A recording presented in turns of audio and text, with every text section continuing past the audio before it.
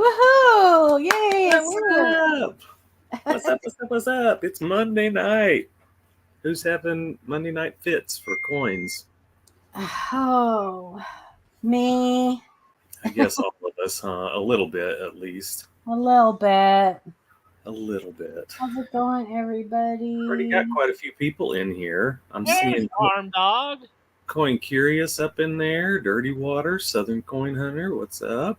Mo. Good to see you. Hey, Mo. David Carlisle. Dave's not here, man. Let's see. Who else we got? Nikki's in the house. Change is good. What's up? KJ. Ant. Farm Dog, as you said. Hiram. Silverman is in the house. Beachside. Jack Riley, what's up? 007 Rico. Indigon Demon. And Jack Young too. The good Jack. Yeah. All the Jacks are in the house. I know. It's like a Jack in the box. It's like Jack's in the house. Jack's in the box. What's up, Wendy? Welcome to You're welcome. a couple of days before Halloween. Gosh, we should have dressed up tonight, huh? No, I did that last year. It was I know, but wasn't it? We were right on. We were like Halloween Eve or something, weren't we, last year? Yeah, it was. Yeah, it was Halloween. Yeah. Mm-hmm. So we're still pretty close, but is everybody excited and have all your decorations and candy ready to pass out and all that good stuff? Shannon, I'm going to be staying in a morgue. I know. I'm so jealous. That sounds like fun. Sort of. Yeah. Is it one that's currently in use, or is it like no, it was an old morgue. Okay. Turned into an Airbnb now. Oh, interesting. Nice. Okay. And so is there activity there? Yes.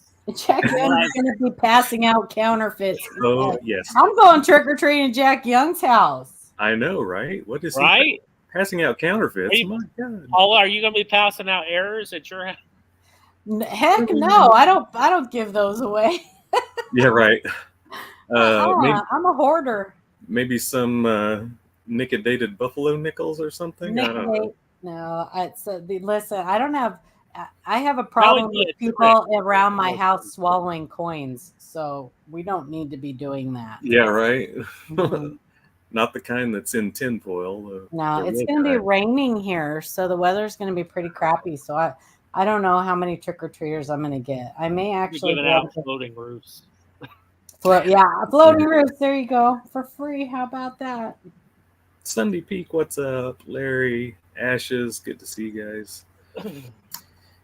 Yeah, I don't know if I'm going to do much this year. It's going to be kind of quiet around here. I think there's so many more, trunk or treat things, and we've got. I mean, my town's not that big anyway, but we have a really big church that, has a huge parking lot, and everybody just kind of goes there and stuff. The mall used to do stuff like that, or schools, like where you go. Yeah. What's up, Eric? Yeah, they do that around here.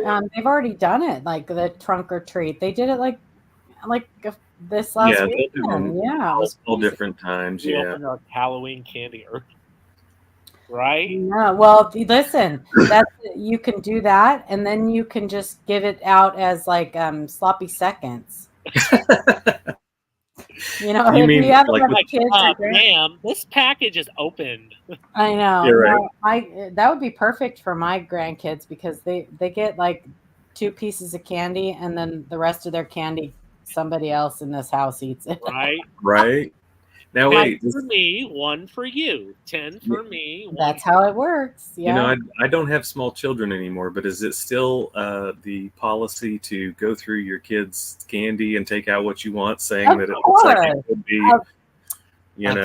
could have something wrong with it? Of course it is. Of course it is. Yeah. Yeah.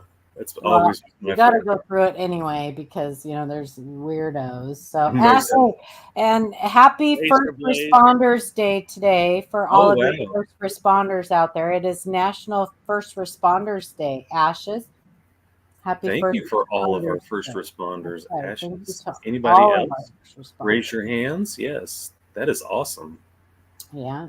I would do something like that if I weren't such a weenie and I can't do anything blood or You pain. I can't see people. It's like I just can't see people having problems and deal with it very easily. Oh, and I'm so the opposite. We need people like you guys. I'm opposite. So. Definitely need people like you guys. You know when you're meant for that kind of job. Let's just say that. Yes. Yeah. It does take a certain. I mean, that's with anything, though, right? Any job. Yeah, that's true. I mean, yeah. So, 2 trunk or treats. Yeah, 2 trunk or treats past Saturday. One sponsored by the town, and the other by the sheriff's office. That's cool. Nice. If you guys have coin questions, go ahead and start putting them in the chat so we can star them. Yes, we will star them and try to take them in the order. Please try not to make them about a specific coin, because 9 times out of 10, we need to see pictures of it. So, hello, Joseph. Oh, sorry. So glad you guys are here. We will probably be making this kind of a short stream tonight. So probably like about an hour. Depends on how many questions you guys put in. Yeah, how much we can keep Paula from rambling on. Well, that's an issue. Looking forward to retirement and doing more often. I had an interesting Thursday last week, everybody. Lightning decided to strike the pole on the outside of the house while I was trying to catch a mouse that my cat found. Oh my gosh. And I was trying to get it so I could take it outside. So I have the towel in my hand, and I'm going down to get it, and all of a sudden, boom! Like, it was so loud. And then the lightning went through the line and struck the transformer, and then went into our electrical box in the basement, and sparks started flying. And oh my gosh! Right, crazy. And it was pitch black. That's what I said, Dave. I said the same thing. I'm like, oh my god, the thing's gonna run up my leg or something, probably. Or see what Dave said. He said like it sounds like Tom and Jerry. That's what I said, Dave. I said that sounds like a Tom and Jerry episode. That's hilarious. Luckily, it was only a fuse that was bad. That actually hilarious. was bad. Thank goodness, because it could have been a lot more expensive than that. For sure. That's hysterical. Yeah, that's funny.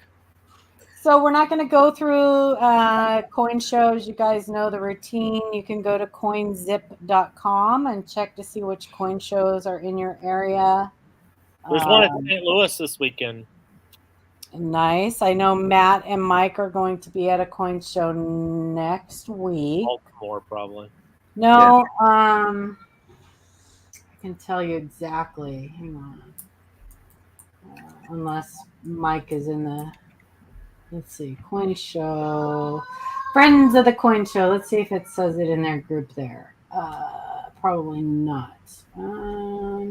Luckily, I did not lose any electronics ashes. Thank you. That's good. But yeah. Yeah. So Joseph C asked, how far should one's scope be set? Changes Good said about it, he sets his at 1.25 inches high. I do like... Well, it depends on what you're looking at. Yeah. It depends how close you need to get. Or sometimes the problem is just getting too close because, you'll start seeing things that don't really matter or make sense, or it'll make something look like something else or whatever. So sometimes I use mine like I'll use it to look for things that I know I'm looking for, and then if I think I see it, then I get my loop out and I look at it with that. Because yes, sir. That a lot of times you got to have a... I only use my scope unless I need photos. I use my loop for everything. Yeah. Really. Your eyes are so much better than any scope that you can buy, and the first thing you should do when you look at coins is look at the coin with your eyes first, and then use your loop. Scopes are great for looking for dye markers and things like that. Yeah, sometimes. Sometimes you got to have, just the right angle of light or whatever. Yeah. Sometimes it's hard to do that when you're it's laying flat, under your scope. I find anyway. That is true. But it'll vary on whatever you want to look for. Coin Curious has some world coins. Should I use an app like Coinoscope to identify them? And that's what I use personally. I think there's a couple of other ones that are similar. It's good if the coin. So I use is mostly for like coins that don't have writing that I can understand. Right. You know what I mean? Like but like Arabic coins and Arabic coins or anything Asian. Right. But if there's anything written, you can usually just type stuff into Google, and usually Numismatics will come up or NGC will come up or something. But I'd use the Coinoscope too. Don't go anywhere beyond just identifying the coin, though. As soon as you've identified the coin, close it out. So right. Yeah. See, I end up using. So you have a 10, but then for my varieties, I use the 20X. Yeah, I do too. Yeah, right there. Look real close. That's the one I use for like RPMs, double dice. Mm-hmm. Legs, I don't know if I should repeat this one. So Legs says, what does it mean when the term spread is used? I'm sorry. It just a spread on a double die, it just means like so it'll either be like north, south, east, west, clockwise, counterclockwise. It'll be towards the rim or towards it. It's basically just the direction that the doubling is and how far that doubling goes. Does that make sense? Like if it'll say like has a nice spread to the east or has a nice spread. Yeah, like how thick it is. Yeah, because some of them are very small and some of them are long spread. Yeah, or medium spread or medium spread, counterclockwise. Yeah. Sorry, Shannon, get your mind out of the gutter. I know, right? It's always there. Let's see. Mauro, dirty water. You just behave yourself in there, dirty water clients. We might have children watching. That's right. Be careful. I mean, I use Amanda to identify foreign coins. I never recommend scopes for anybody until you have learned to use a loop. Because if you jump right to a scope, every coin you look at will have something. Yeah. You'll question every single thing you see. It's just too much. Learn how to use a loop first, and then unless you've got like a YouTube channel and you want to use it to like show what you're looking at and stuff like that. But other than that, or to take pictures, they're really good to take pictures. If you can take them and put them directly onto your computer. Yeah, like you either take them on your computer or on a, SD memory card, SD card or whatever. That's usually the best way. Welcome, Ogre. I don't know if I said hi, Wendy, but Wendy's in. And Great Scott. Yo, what's up? Yeah, lighting is a huge factor, Dave. It is a huge factor. And that's also one of the reasons why it's better to use your loop. If it's bright enough outside and you can sit near a window or whatever and use natural light, that's ideal when you're looking at coins. But if you can't, then I would use an outside source besides what is on your scope. Just turn the scope lights completely off and use like little lamps, desk lamps. Like a flashlight or something. Sometimes moving it around. I know Shay does that a lot. He does. He uses a flashlight to look for notching or clashing. I use a lighted loop. See, mine is. Yeah, I do too. Adam and I both use that loop. Do you use that one too, Shannon? I sure do. I can't reach it, but I got 2 or 3 of them myself. It's one of my favorites. And I do think that you need to get good at looking for what you need to look for. You do. Before you start using a lighted loop, because I think you're better off using natural light from a lamp or whatever, because I think sometimes this light can flood it out a little bit, especially if it's a brand new battery. And you're like, yeah, like I don't leave the light on all the time. Usually I'm just looking without the light. And unless if you're looking at silver coins, your eyes like, oh my God, I think it's burning. I got to burn a hole in my... Yeah, slapped coins makes it difficult too. And anytime you are looking at a coin or you are taking a picture of a coin, if you can, and it is in a 2x2 or in some type of plastic, take it out. Right. Don't take never. It out the flip. Yeah, if you can. If you're at a coin shop and you're looking at coins, obviously you don't want to take their coins out of, especially the cardboard 2x2s. But absolutely. Hey, Amanda, and real quick, Noob says working and can't stay, but wanted to pop in and say hi to everyone. Hit that like button, folks. Much love and good night, and much love to you, Noob. Be careful. Noob. Sorry you're working. Thanks for coming. Absolutely. Absolutely. Coin Curious said, I like to use 10 times power loop to look at the whole coin. Then if I think I see something, I go for stronger powered loop. Yeah, loops with lighting are the key for me. That's right. And Jack said, slapped coins can be difficult with a lighted scope. Absolutely. Anything that's got that extra reflection on it, like Paula was talking about too, just even a flip. A lot of times it's hard to. And it depends on what you're using it for. If you're just using a loop to grade a coin, then you really don't want to use anything more than like 5 to 7x. Right. But if you're looking for like minor RPMs and such, then you get to the stronger power. But at the coin, what you're looking for.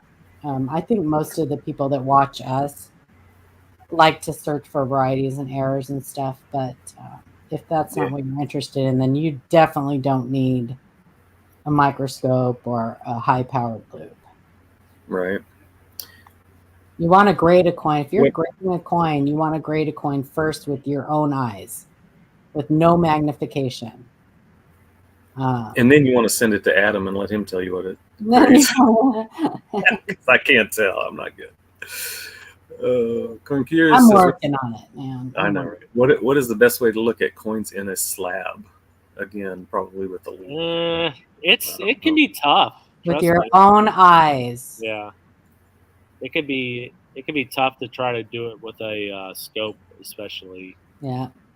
With your own eyes. Hey, David, welcome. Indigon says, I struggle way more with copper than silver or clad using a scope. Yeah, if it's bright copper, that could make sense. The darker ones are not as hard. I know that when I used to like have like if the coin was way too shiny, especially like on copper, and I was trying to move it around, it would like freeze up my scope, like it was trying to reset and figure out which part. I don't know, it was kind of weird. But the darker colored ones, the older whatever, didn't do that. So it's kind of weird. Huh. The glare was confusing it. Justin wants to know what name would be the best microscope to use. Well, if you are just looking for like varieties and stuff like that, just get a cheap pluggable, a $30 pluggable. The most important thing about a scope is the stand. Yeah, it's a USB Chinese. Invest in a good stand like what Shannon's showing. One that look, I've had this for like several years, and I still have anybody like OCD like me? I still have the plastic. Oh my gosh, that would drive me crazy. I know, right?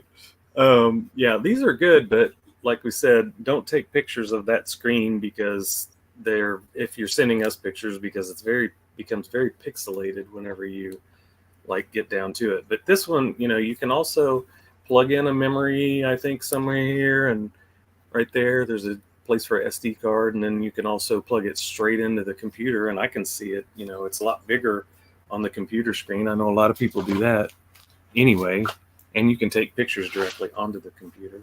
Yeah, Dig and Wave, I'm the same way. That type's not very expensive, but you can get like really expensive ones that are much better, but I wouldn't suggest it unless you really need it. You don't really need to spend a whole lot of money on a microscope unless you're like Chuck Daughtry or Wexler or Wild. You know, you want to take professional photographs and you're looking at really small dye markers and things like that, then yeah, I mean, just buy a cheap, because though they're fine. Like I still use my little $30 microscope, but like I said, many of those come with like this flexible arm stand, and they're horrible. The stands are horrible. I don't even use the stand. Yeah, you really want the stand that's strong so you can go straight up and down. And when you have that bendable one, it's hard to get the right angles, and then they break real easy. Because I did have one of those at one time. Hey, Amanda.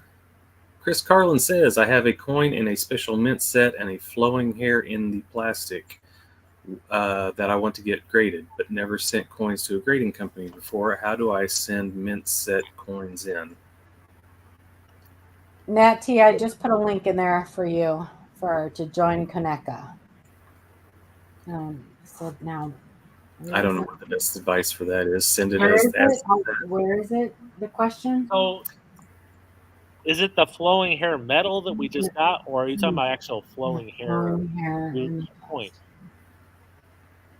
Flowing hair in the plastic that I want to have graded, but I never sent. So, SMS set. So do you have like the in the hard plastic SMS? You can send the entire mint packaging or set to them, and yeah, and they will. So with the flowing hair, send it right. You can send it right in the mint packaging. They will take it out and they'll send the mint packaging back to you. If you want it back. If you don't want it back, then you can tell them they don't have to send it back. But same with the SMS set. You can send that directly in if you want all the coins graded, they'll grade all the coins. Or if you only want a specific one in the SMS set graded, they'll take that one out and they'll send the rest of them back. Unless you have a 1964 SMS set, you better send that whole thing. Yeah, well, anyway, you don't. Oh God! Cause the extra amount. The extra, yeah. Rafe, I'm pretty sure that's just a dye gouge on there. Did I not? I thought I sent you an email on that. I'm pretty sure I sent you an email on that, Rafe, a while ago.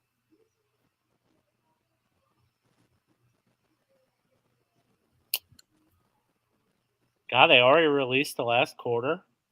Yes, today they did. Which reminds me, I need to get a package out to Shannon. Stop it. Anyway. Terrible. Yeah, and hopefully this time I get a bag. You're muted, Shannon? I think his internet is Oh. Okay. Paula is the best person I've ever. I'm pretty sure that's what he said. Yeah, anyway, I hope I get a bag this time instead of the 2-roll set that they sent me by mistake.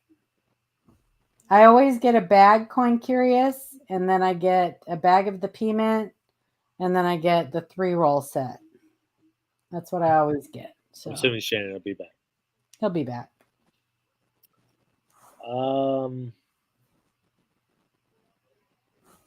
Is ejection error considered post-mint damage? Is an ejection error? Yes. There is, yes.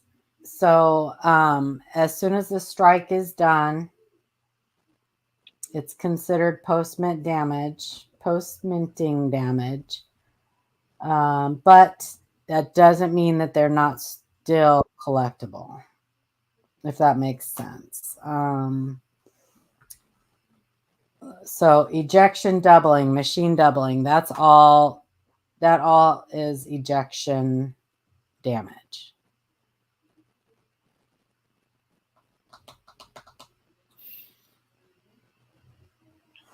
I read something up there too. Somebody asked. Something wrong with your sound card or something, maybe? SMS, probably most SMS coins are not worth having graded.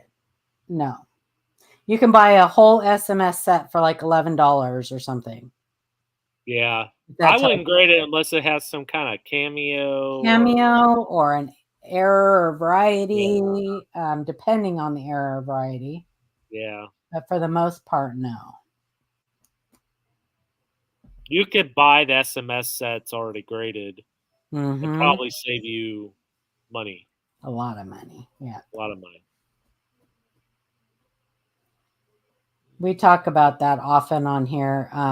Very rarely do we ever recommend people have coins graded.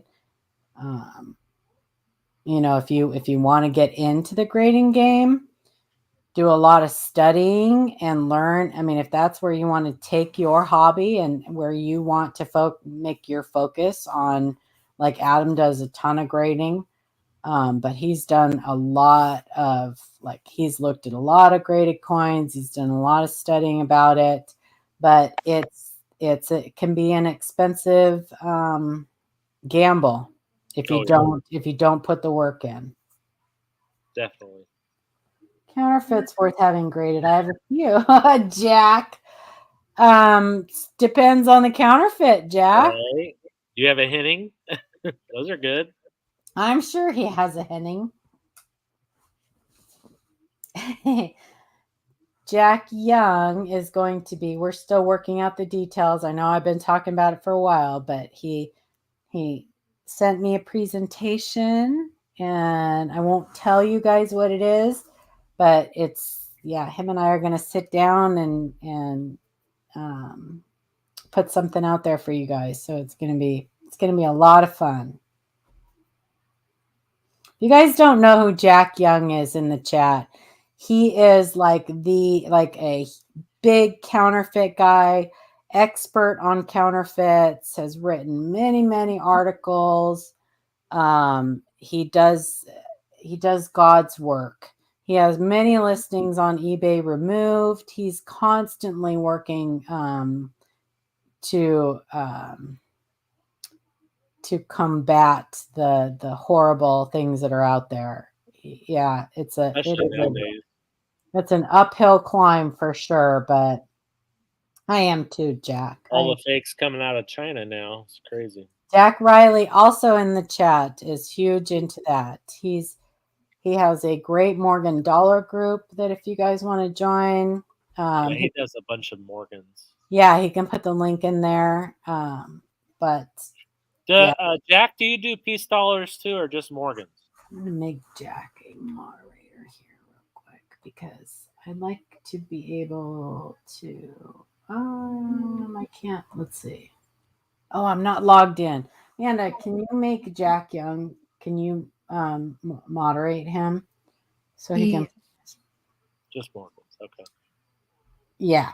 So if you want to put your link to your Facebook group in there, Jack Riley, and then Jack, we're giving you a wrench too, so you can put any links that you want to share in the chat.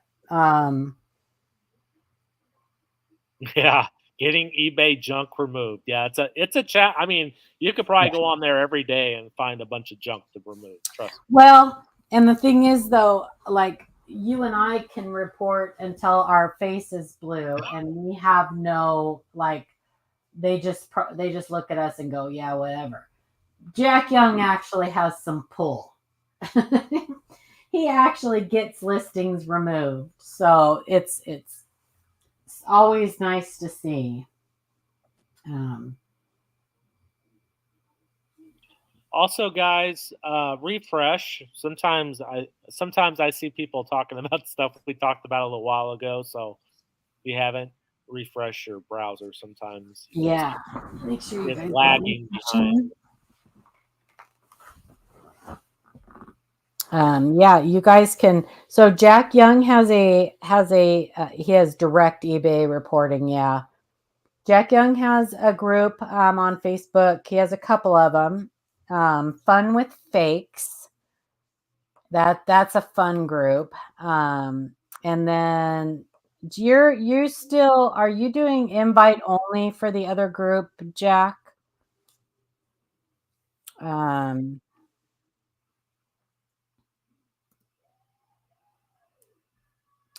Your dark side group. He has a group on Facebook called Dark Side Counterfeits and Fakes. What did he say?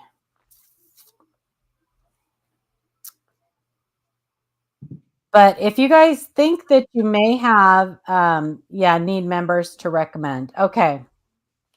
If you guys think that you have a counterfeit and you want Jack to look at it, you can always send us an email too. And Jack is also in our Facebook group. So you can post it in our Facebook group also and tag him.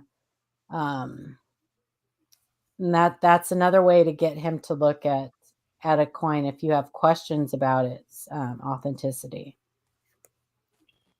Beachside, it's a big problem.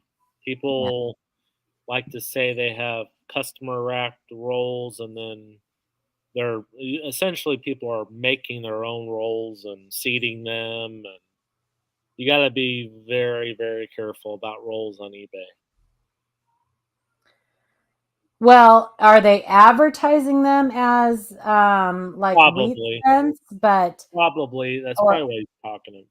Yeah, so 99% of the time when you buy these wheat cents that are customer wrapped, or they advertise them as unsearched or whatever, those are just bait words. Customer bank wrap rolls. So like when you go to the bank and like they have people wrap them and gave them to the bank. Oh yeah. Well, those are just pocket change that people wrap up.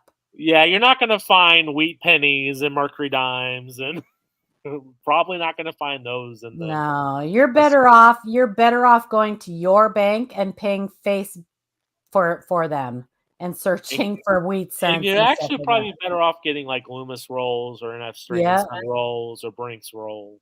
Yep, for sure. For sure. Bye, Jack. I'll talk to you. We'll get that scheduled.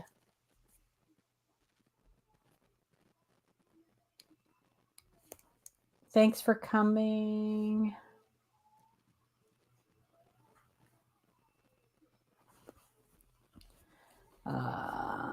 Any other questions? Obverse is nice. Feathers and reverse barely visible. I'm thinking not, since it's probably be about 30. I didn't see what Timothy was talking about, but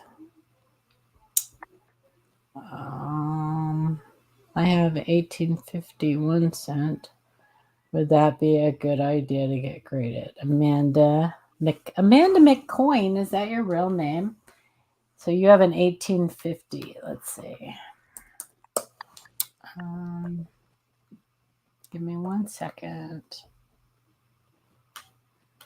Large cent. Good too. I'm a 70. So 1850. And now, most of the time with coins, it's going to be dependent on the condition of the coin, whether it would be worth having. So 1850 goes anywhere from $20 all the way up to, many thousands. So it depends on the grade. If it's not at least, say, a mint state, mint state brown or red brown or red, then no, it would not be worth grading. And here's what we always tell everybody. If you cannot grade the coin yourself with some degree of accuracy, then you should never send a coin in to be graded. You will waste a lot of money.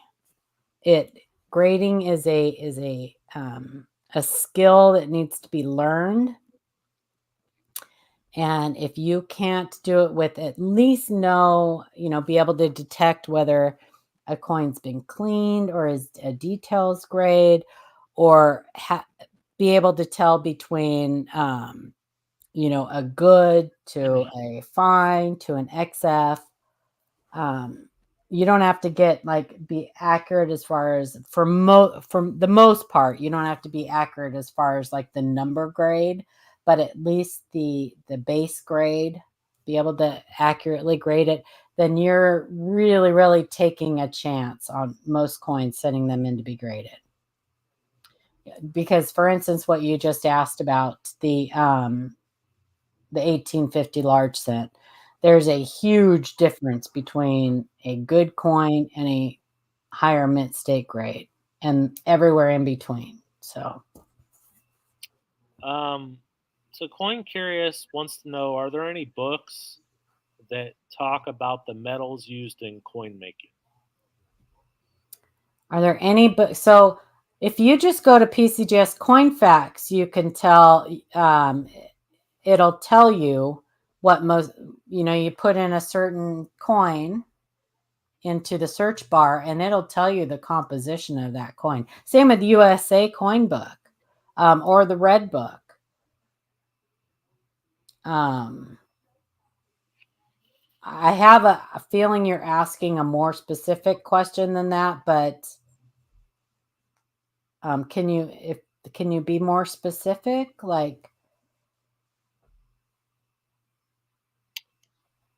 Or does that answer your question? That was Coin Curious that asked that question. Coin Curious. Joseph C. wants to know on full steps nickels, what am I looking for? So what you're looking for, it has to be uncirculated. Mm-hmm. It can't be on a proof coin. Mm-hmm. Okay. SMS coins, I think they'll still mark those full steps. But you can't, they have to be 5 full steps all the way across. Okay. It has to be 5 full steps all the way across. If you don't have 5 full steps, they will not give you full steps. If you have any little mark in the steps, they won't give it full steps. It has to be full and complete. And you can actually go to NGC and PCGS, and they have. Don't worry, Sienna. You don't have to talk. Can you hear me now? Oh, we hear you now. Yes.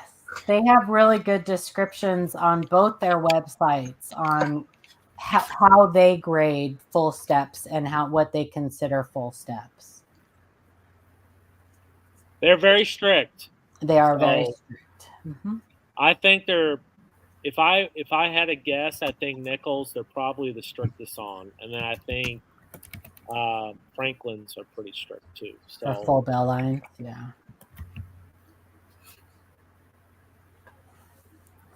So what did I miss? Let's see. Not a whole lot. How they react to the. So I don't think there's anything that talks about how the certain metals used in coin production react to the environment specifically. I think that would be more of like a metallurgy thing that you could look up. So like if you look up like Lincoln cents are, the earlier Lincoln cents are made of an alloy of copper, tin, and zinc. Maybe you can go to some metallurgy site and see how they react. Or you can pretty much just look at the coins and tell how they're going to react to the environment. But we know copper goes from red to brown. For instance. I think silver is probably the most reactive metal. I think copper is the most reactive metal. They are both really very close. In fact, I think manganese is actually pretty reactive too. Manganese is horrible. Well, yeah, look at the war nickels. They always tone like yellowish color. Even the Sacagawea dollars are always toning. So. Hey, Frostbite. Thanks for coming. Frostbite? Is there a reason they alloy nickels and do clad for other denoms? Why not alloy all of them? Or why not clad all of them? Or why not clad we've talked about that. That would save the mint a lot of money if they made nickels out of clad. But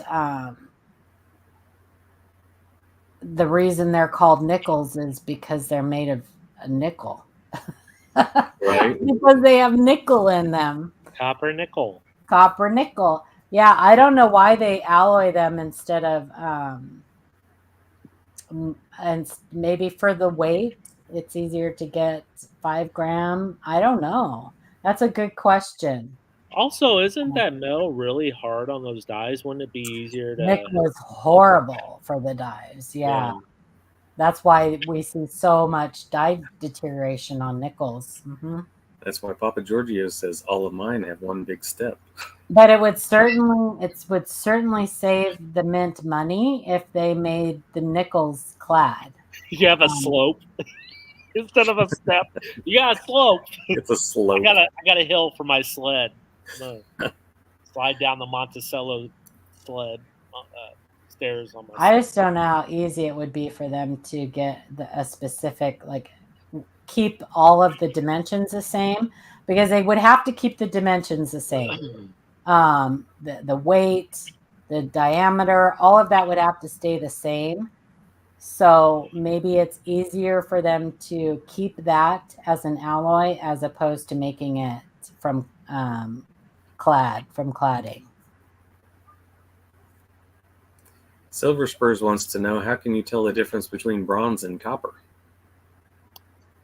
Usually, bronze has copper. Right? Bronze is an alloy copper. It's a copper alloy. I believe bronze is copper, tin, and zinc. Brass is copper and zinc, if I remember correctly, because they took the tin out. Yeah, one contains tin. I remember. I think 1942 used both metals, right? Well, they used the. Didn't they use? No, that was 44 and 45. Yeah, but I think 42. I want to say somebody did who was it? I think you're right. I can't remember if it was Chuck that talked about that. Somebody talked about it. Yeah, I think there was a slight alloy change in 42. Devin says the color as well. Yeah. Oh yeah, the color. You can kind of tell when you have bronze versus brass. Yeah, because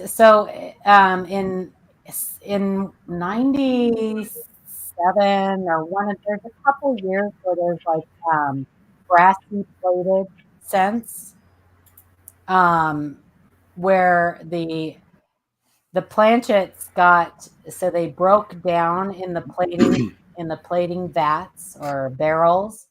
The zinc planchets broke down and they became a mixture of the copper plating with some zinc, and you got brassy plating, which it gave it this yellow hue. That's actually an error. Interesting. I didn't know that. Yeah, there's a couple years that are known for that, and I want to say 97 is one of the years. But if you go into Coin Pro, if you go into Ken Potter's site, he has the actual explanation. Let me see if I can find it.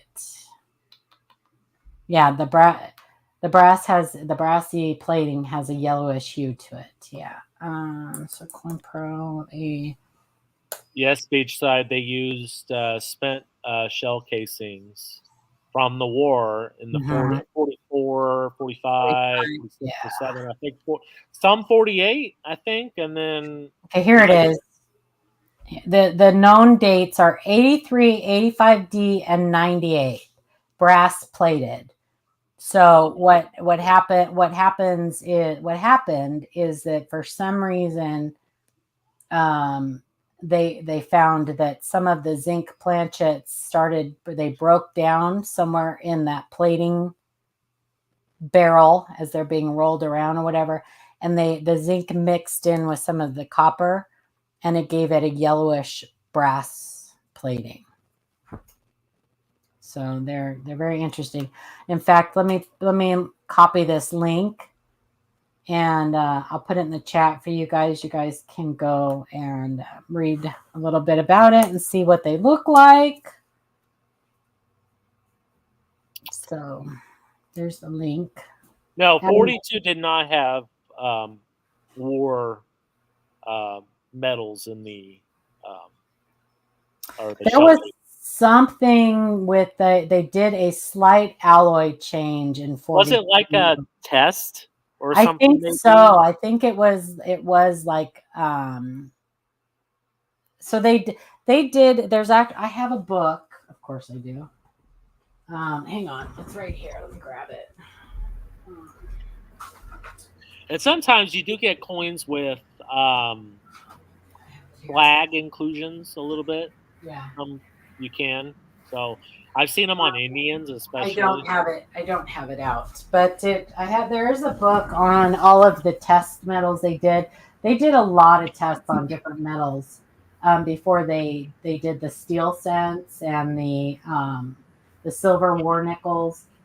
They did a ton of tests. They even did like plastic at one point. Another thing everybody should have is a scale. Yes. Because there are planchets that the U.S. was minting coins for other countries, but sometimes those planchets end up in the planchet bin for United States coins, and vice versa. So keep that in mind. You could possibly find a coin that was minted on a foreign planchet. Very possible. Can you hear me now, by the way? Mm-hmm. Yeah. Okay. I switched my internets. I just got a new fiber optic thing to test, and apparently it's not doing so well. I got fiber optic, and I love it. I'm so happy with it. Hey, my T-Mobile has been great. I pay $50 a month for mine. So. That's not bad. Yeah. 42 copper nickel, Jefferson nickels, struck from the regular composition, and the wartime nickel struck with what? Yeah, 42 was half and half, basically.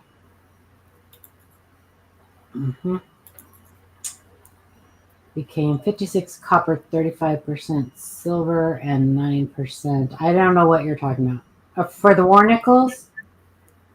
Yeah. Yep. 83 is prevalent with the brass plating. Yeah.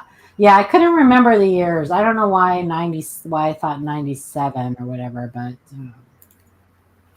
or whatever, yeah. So John Hanna asked if did they slightly change the profile of Lincoln on the penny at some point, and if so, when? Yes. Go ahead, Shannon. So I'm putting in Variety Vista obverse design varieties, so you can go check that link, and it'll show you, what changes were made throughout the years and stuff, and depending on which part you're looking at, the hair was changed, the lettering, design, everything. To be honest, I never really cared for 60 from 59 and up. I never really cared for the design. I thought the wheat Lincoln looked a lot better than it. Just seemed like it got, I don't know, I didn't like it. Yeah. It looked ugly to me. I don't know, something about it. And then in the 90s, they did that weird chin thing where it looks like you've got a tumor in a chin or something.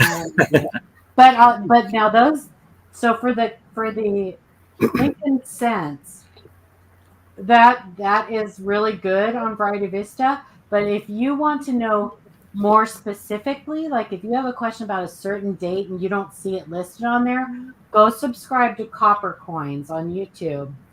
And when Chuck is on there or Eric, one of those guys, that when they are live, pop into their live and shoot them a question. Shoot them, if it's, like I said, if it's about a specific date that isn't listed on Variety Vista, because there's been other slight modifications and stuff too that is not listed on Variety Vista for the Lincoln Sense. And then they got Gonzo Lincoln. Oh my gosh. It's a tumor. Oh God. Crazy. I saw there, so I'm not going to name any names, but there's a specific someone that I've had an argument with a few times on Facebook about this. He sent this coin in, and it's obviously a huge plating blister. It's on a copper-plated zinc cent, and twice he sent it, and they have called it an occluded gas bubble.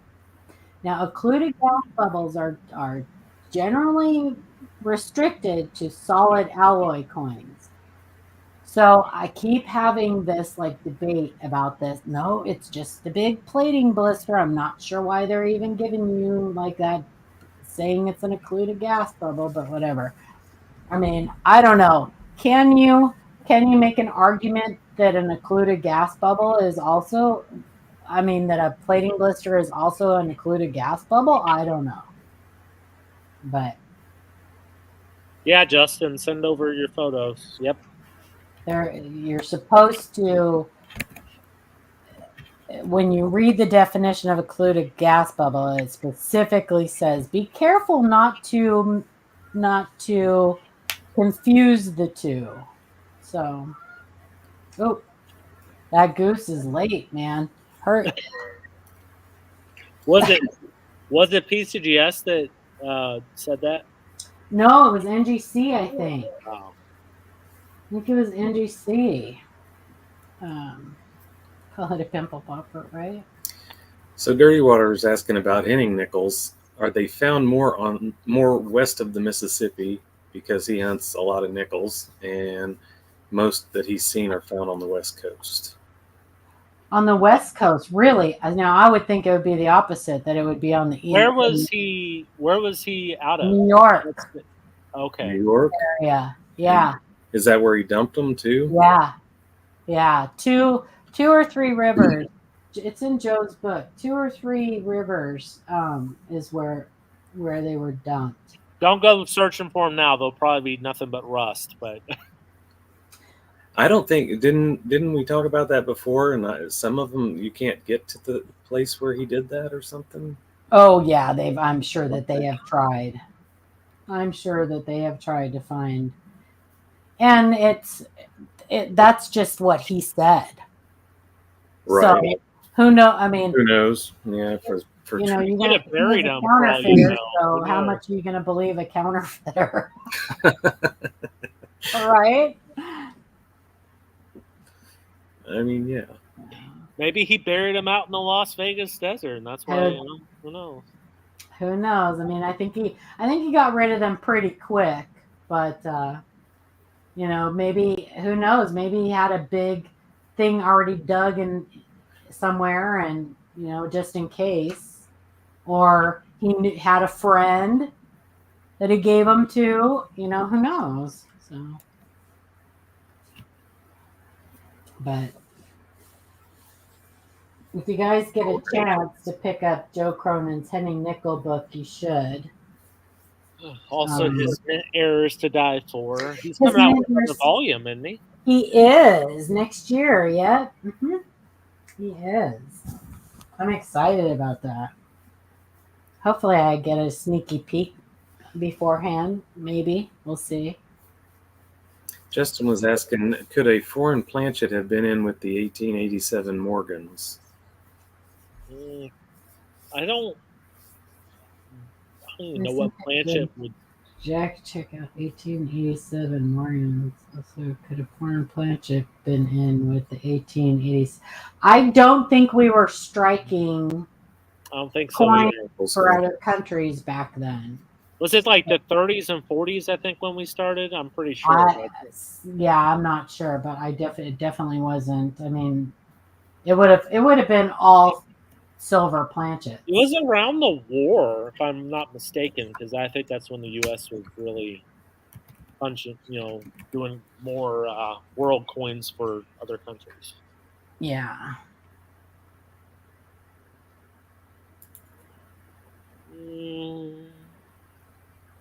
Joseph, it kind of goes either way. PCGS, they're big with the registry set crowd, so that's why they get a little bit more clout. So, Adam, you may know this. PCGS and NGC were bought out, right? They're like corporate now, right? Yeah, they're owned by, what do they call that? Collectors Universe or something like that? What do they call them in the stock market world? What am I trying to think? What they call I don't know. Or somebody knows. Where they, what's the word? I'm thinking of it. Somebody will come up with it, I'm sure. But yes, they're owned by essentially investors. They're publicly traded. Because I am hearing that they are losing graders left and right. Oh yeah, because they're trying to save money. They don't really care about the hobby, I don't think, as much as they used to. No, because and that's quite obvious with all about how can we please our investors. Yep. So they would rather get rid of people to save money, and they're just like all about the money instead of thinking, hey, this hobby is, coin grading is part of this hobby, and if we allow it to die, well, then we don't have a right. And it's just so stupid. Yeah, private equity. There. Well, it could be good for CAC and Annex, but the biggest reason why I ask is because I did hear that they're losing graders left and right, and some of the talk is that a lot of these graders, they're coin people, and they don't like you said, they don't like all of this gambling stuff that's going on, all of this I think that they're being forced to grade things as they're not, because you get these RIP packs, they call them, the ultra breaks and stuff like that. Yep. RIP packs. They have an incentive to make those all 70s. So are you actually getting 70s, or are you just getting, because they make more money on putting these 70s coins into these RIP packs? It kind of dirties it. You know what I mean? It's become essentially a big, it's all about money now. It's right. How much can we save? Can we get rid of this grader? Can we? This grader's making too much, so let's hire somebody off the street that maybe doesn't know as much what they're doing. And that's the problem I hear happening. And it's the same, for instance, guys, you guys know the PCGS TrueView guy that was doing the photos went to GreatCollections, right? Yes. Well, because PCGS didn't want to pay for the camera equipment because it was breaking and all kinds of stuff. So he was like, so Ian reached out and said, hey, you want to come work for me? And the guy's like, yeah. Ian's like, I'll give you whatever you want. So the guy left PCGS because they didn't want to take care of him. They didn't care. They wanted to save as much money as possible. Yeah. It's all about the money, not about the hobby. And it's unfortunate that this has happened this way. It is unfortunate. Yeah. So and I'm hearing some not so good things about grades coming back, and they've been making mistakes on errors and varieties. Yeah. Yep. So just word of advice, you guys, just be cautious about, when you decide to send something off, just be cautious. Use your better judgment, and right now may be a better time to start sending your stuff to Annex or to CAC grading. It is really unfortunate that that's happening, because I think people are going to really start losing trust. And that is a fair argument, Indigon. I do agree. I think that the oversaturation, I agree. I do agree with that. It is true. That is true. The coins rarely looked like the photographs. But I think he does a better job with GreatCollections now, though. I do like GreatCollections photographs. Yeah. Here's a question for you, Paula, that Roxas asked. What do you think of Alan Herbert work? Alan Herbert is my idol. I don't agree with everything that Alan said, and I don't agree with everything that Delma said, and I don't, but when it comes to his explanations and things like that,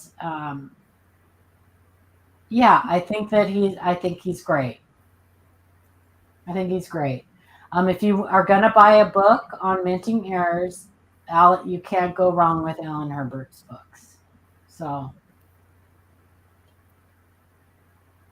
Jack Riley said, "Can we mention VarSlab for? I guess that's for varieties for sending in already slabbed coins for attribution." VarSlab. I don't have a clue who that is. Is that a different company? I don't have a clue who that is, Jack. VarSlab. Oh, nice. Roxas said, "I've spent the last 4 years studying him." Slabbed coins for and the process.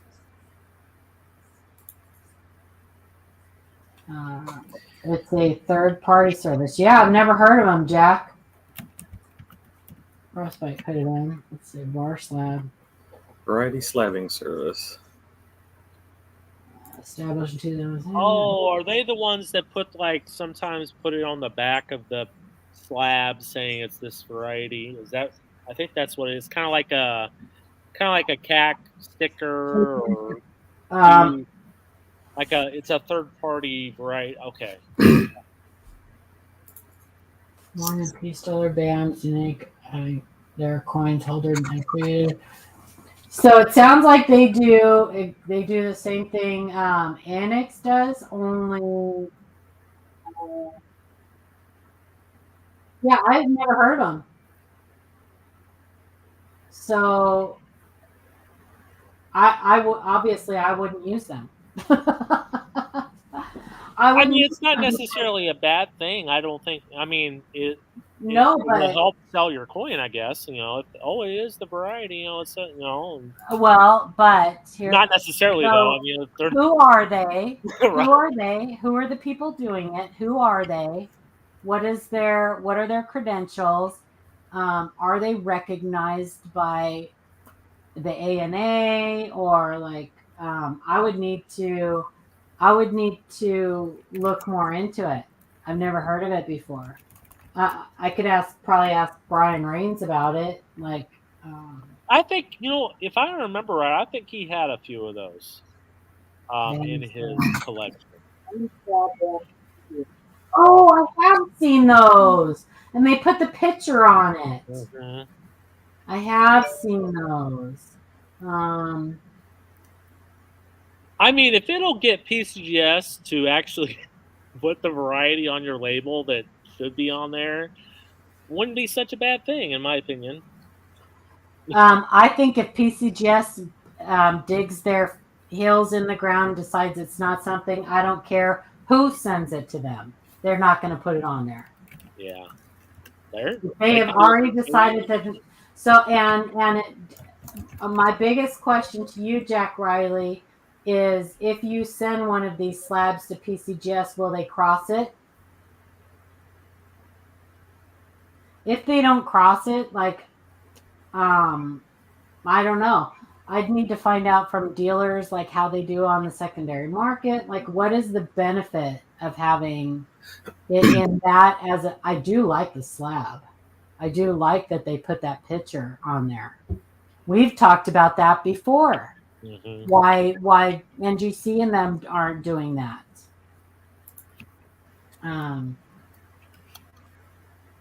Yeah, Timothy, you're going to definitely know a proof strike from a business strike. Any major auction house accepts the variety. Accepts the variety? Like, I mean, auction houses will accept varieties that are slabbed by annex too. Yeah. I need to read more about it. Cool. Obviously, I'm not gonna just go, okay, yeah, I recommend it. Because Indigon, that's exactly what I did. And I had to do it that way. It was on this one. Yep. I am on my collect, Jack. I just keep forgetting about it. So this one was in a PCGS slab, and I crossed it to annex because PCGS refused to put the variety on there. Over and over. Yeah, I just keep forgetting about my collect, Jack. You can look up Live Coin Q&A. We have a. I put in the link. Oh, okay. Yeah, that's Ian Russell's. Yeah. Yeah, I'm going to read more about that, Jack. If you have any more information on that, send it to me so I can read more about it. Look, with the way PCGS and NGC are going, I'm all about, more options. So, and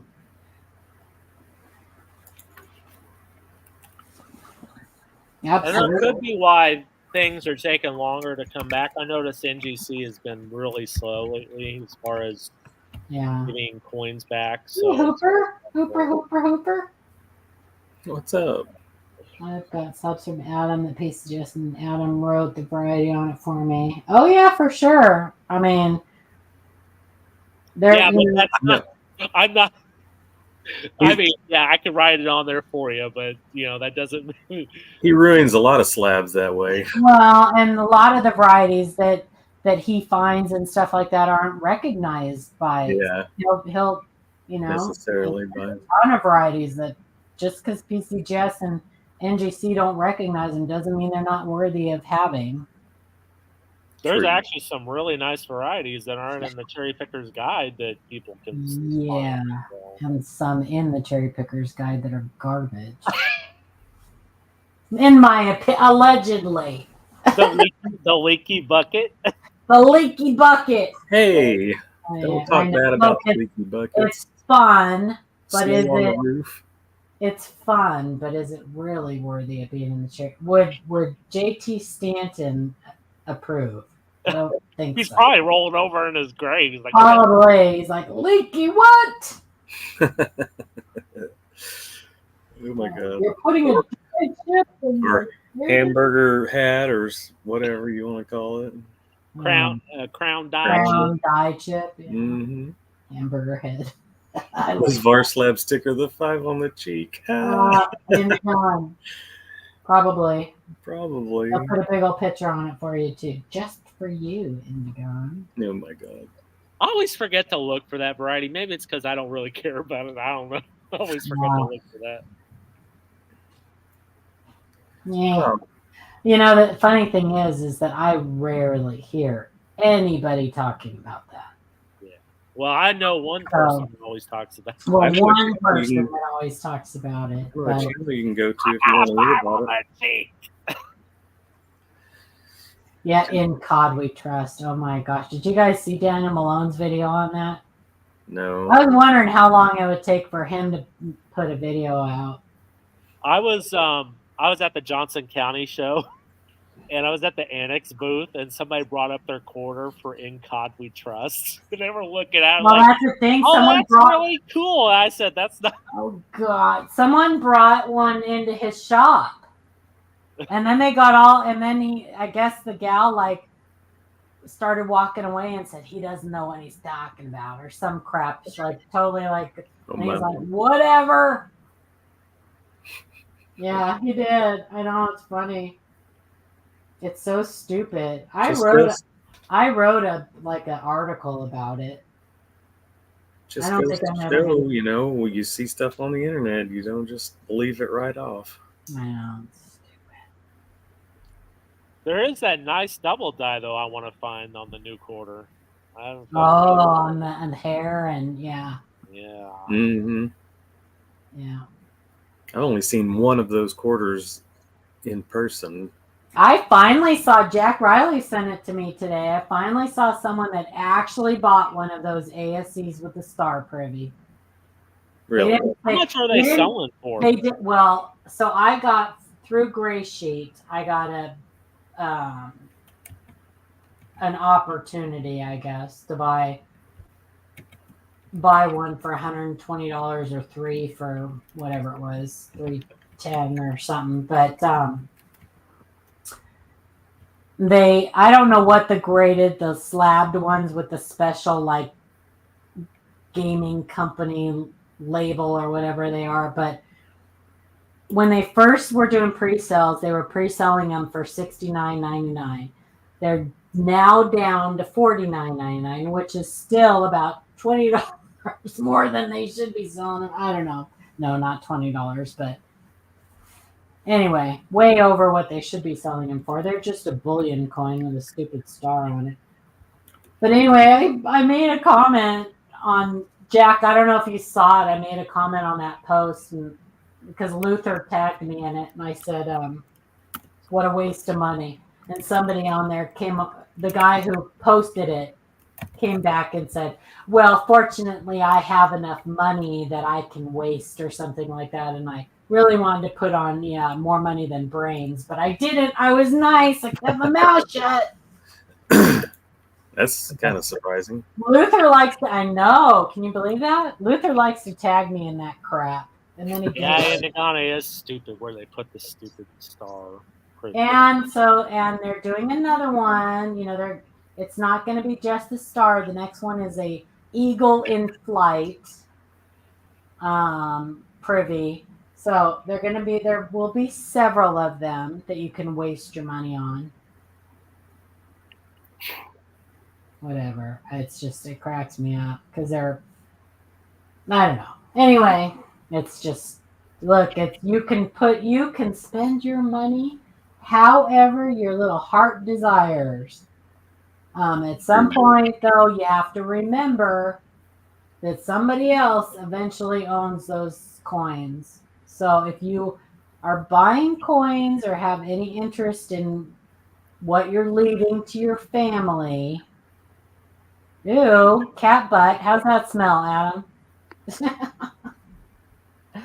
Ew. Cat butt. Printed an 8x10 large picture of the God Cod.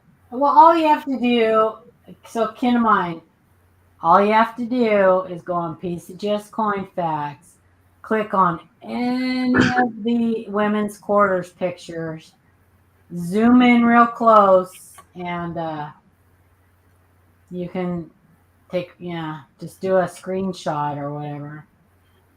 But I did write an article about it. Like I said, I don't know if I'm going to submit the article or not. You should. I kind of think it needs to be done, but yeah, I need to tweak it because I don't write good. So hey, Joe. It's not my thing. I tried to put humor into it, and I'm just. It was funny. What was it called? I can't remember what. Something about a fish or something fishing. Hey, Joe McBride. It was. Yeah, don't you be talking about misery. Love that movie. A lot of people live in misery. That is a good movie, though, Paula. I know. That's one of the best Kathy Bates movies, in my opinion. It's called Clickbait Caught a Whopper-Sized Cod. Clickbait caught a whopper-sized cod.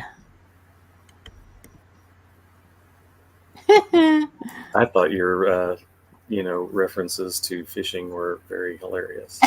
Well, you're biased, but thanks. I appreciate it. I could read it, but I'm not gonna.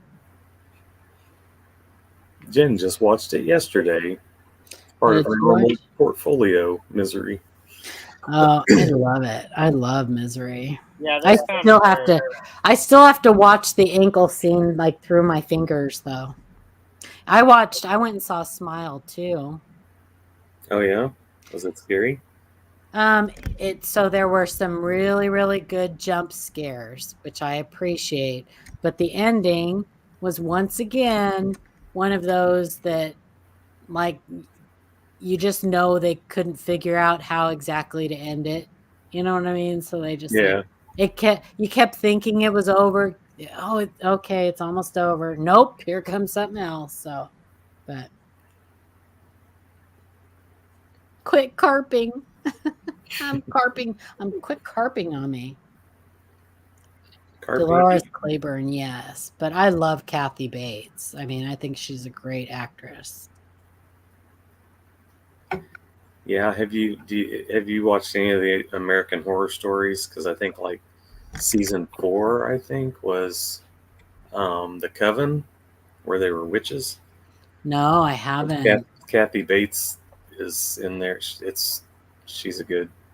I mean, she's in a few different seasons, but I love that one, The Coven. No, I haven't watched that. Is that on Netflix? I think it is. What's it called? American Horror Stories. There's another one though that's like almost like a TV series, like their own. Isn't she doing Matlock? Yes. New one? Yes, she is. Yeah, that's right. I did see that. She's she said she's retiring though, I think. Oh. From acting. Well, I'm about to retire because I got some shopping I gotta go do, and I need to eat dinner. And so, if it's okay with you guys, I think we're gonna say "Asta pasta." Asta pasta. Well, we've been on over an hour. Yeah, it's about an hour and 15 minutes. So. Okay, yeah. So, if you guys like the show, give us a thumbs up and share us out. We still have some.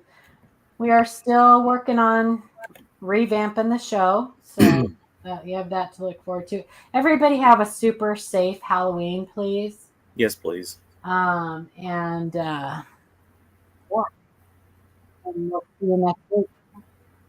Same bat time, same bat channel. That's right. Bye, everybody. Bye.